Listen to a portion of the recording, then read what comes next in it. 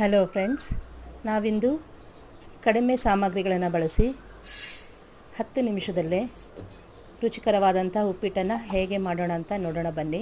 ಮೊದಲಿಗೆ ಬಾಣಲೆಗೆ 1 ಗ್ಲಾಸ್ ಬನ್ಸಿ ರವೆಯನ್ನು ಹಾಕಿ ಹೊಂಬಣ್ಣ ಬರುವವರೆಗೂ ಹುರಿದಿಟ್ಕೋಬೇಕು. ಹೊಂಬಣ್ಣ ಅಂತೇಳಿದ್ರೆ ರವೆ ಗಮ್ ಅಂತ ಸ್ಮೆಲ್ ಬಂದರೆ ಸಾಕು. ಹುರಿದ್ಬಿಟ್ಟು ಸಪ್ರೇಟಾಗಿ ತೆಗೆದಿಟ್ಕೊಳ್ಳಿ. ಈಗ ಬಾಣಲೆಗೆ ಸ್ವಲ್ಪ ಎಣ್ಣೆಯನ್ನು ಹಾಕಿ ಎಣ್ಣೆ ಕಾದ ನಂತರ ಸಾಸಿವೆ, ಜೀರಿಗೆ, 1 ಸ್ಪೂನು ಕಡಲೆಬೇಳೆಯನ್ನು ಹಾಕಿ ಹೊಂಬಣ್ಣ ಬರುವವರೆಗೂ ಹುರಿದಿಟ್ಕೊಳ್ಳಿ.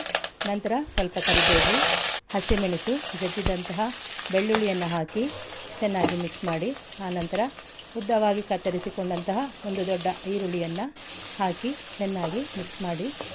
ಫ್ರೆಂಡ್ಸ್, ನಾವು ರವೆಯನ್ನು 1 ಗ್ಲಾಸಷ್ಟು ರವೆಯನ್ನು ತೆಗೆದಿಟ್ಕೊಂಡಿದ್ವಿ. 1 ಗ್ಲಾಸ್ ರವೆಗೆ ನಾನಿಲ್ಲಿ 2.5 ಗ್ಲಾಸ್ ನೀರನ್ನು ಹಾಕ್ತಾಯಿದ್ದೀನಿ. ಫ್ರೆಂಡ್ಸ್, ಉಪ್ಪಿಟ್ಟ ಅಂತ ರಾಗ ಎಳೆಯುವಂತಹ ಜನರು ಕೂಡ ಈ ಉಪ್ಪಿಟ್ಟನ್ನು ನೀವು ಮಾಡಿ ಒಂದ್ಸರಿ ಕೊಟ್ಟರೆ ಅವ್ರಿಗೆ ಬಹಳ ಇಷ್ಟಪಟ್ಟು ತಿಂತಾರೆ. ಅಷ್ಟು ರುಚಿಕರವಾಗಿರುತ್ತೆ ಈ ಉಪ್ಪಿಟ್ಟು. ಆನಂತರ ರುಚಿಗೆ ತಕ್ಕಷ್ಟು ಉಪ್ಪನ್ನು ಹಾಕಿ ಮುಚ್ಚಳ ಮುಚ್ಚಿ ಕುದಿಯಲು ಬಿಡಿ. ನೋಡಿ ಫ್ರೆಂಡ್ಸ್, ಈಗ ನೀರು ಚೆನ್ನಾಗಿ ಕುದೀತಾ ಇದೆ. ಈಗ ನಾವು ಹುರಿದಿಟ್ಟುಕೊಂಡಂತಹ ರವೆಯನ್ನು ಸ್ವಲ್ಪನೇ ನಿಧಾನವಾಗಿ ಕೈ ಬಿಡದೆ ಚೆನ್ನಾಗಿ ಮಿಕ್ಸ್ ಮಾಡಿ. ಕೈ ಬಿಟ್ಟರೆ ಫ್ರೆಂಡ್ಸ್ ರವೆ ಗಂಟು ಆಗುತ್ತೆ. ಅದಕ್ಕೆ ಕೈ ಬಿಡದ ಹಾಗೆ ಚೆನ್ನಾಗಿ ಮಿಕ್ಸ್ ಮಾಡಿ.